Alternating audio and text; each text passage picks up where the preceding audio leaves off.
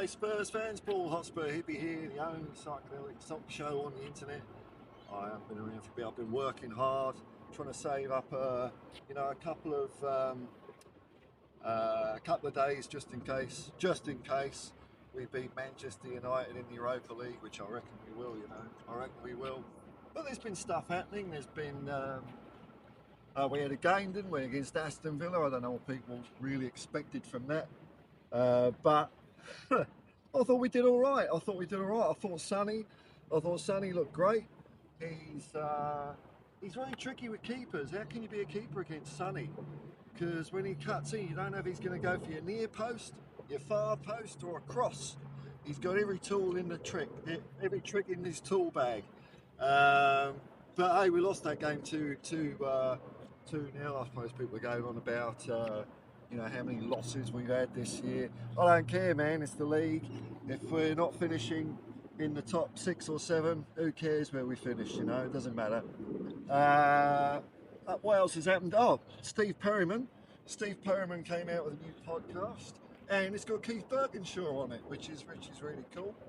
Really cool. You can see they've got a real connection. I know a lot of those old players have got a connection from the success they had in the 80s. And to think that our players right now could be on the verge of doing the same thing. A bit of European success, and that will sit with them for the rest of their lives. Because I know old footballers, they don't mind talking about their previous successes and their triumphs and their glory. And what better to do it with than someone who's done it with you. So I know the old Spurs players meet up at Christmas time, catch up. So we could be seeing a bit of history being created, which would be fantastic. There's a couple of good phrases I think Steve came out with. Once you've won your first cup, you're halfway to winning your second. That was a good one.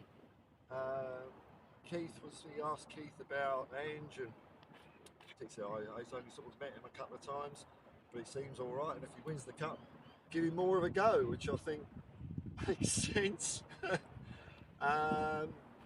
Now, Ange did a press conference, nothing really to see there, same old stuff, I mean, the journalists, I don't know, the Premier League is becoming like a bit of a cult. The tone of the questions from the journos about the integrity of the Premier League, playing a weakened team against Aston Villa. Teams have been doing this in all sorts of competitions since the first game of football was kicked around.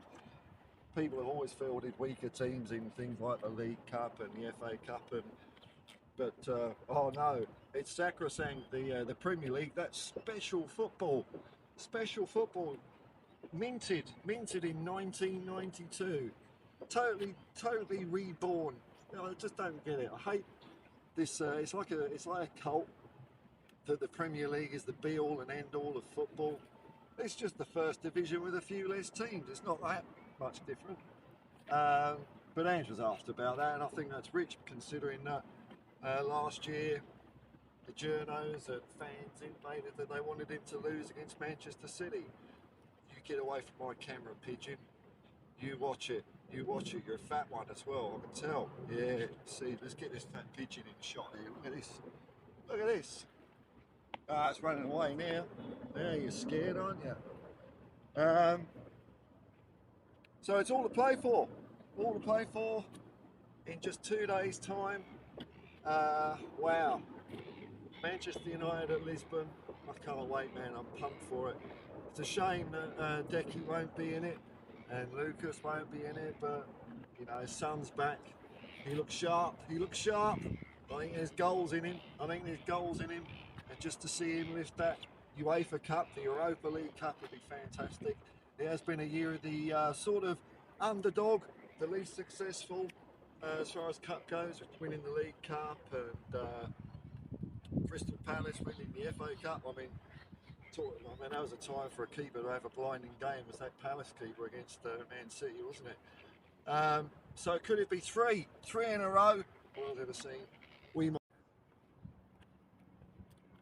Hopefully I'll walk back here now, and I won't have a parking ticket. That'd be nice. But yeah, I suppose people are trying to diminish what Spurs have achieved this season. Um, that we haven't played anyone or it doesn't count. And I don't know, man. Let them diminish away.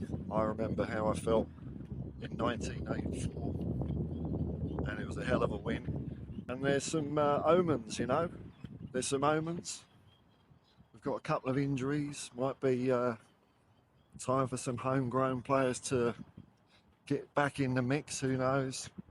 Maybe as substitutes. But we did it in 1984 with homegrown players, a lot of homegrown players, and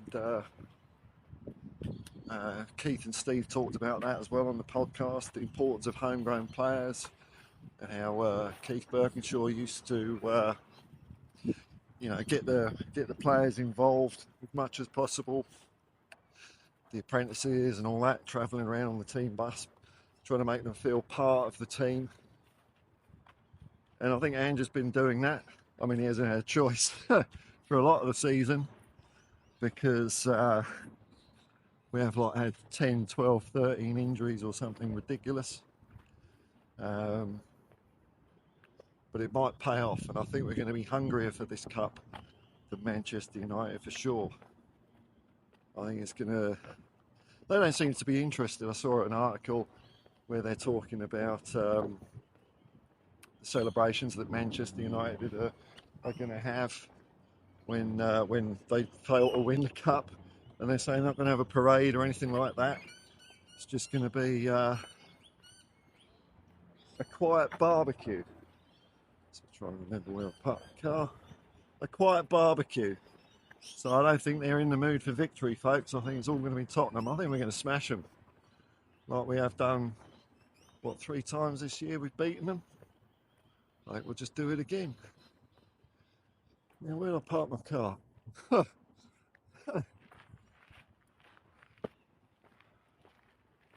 All right, till next time, folks. Peace and love, man. Come on, you Spurs.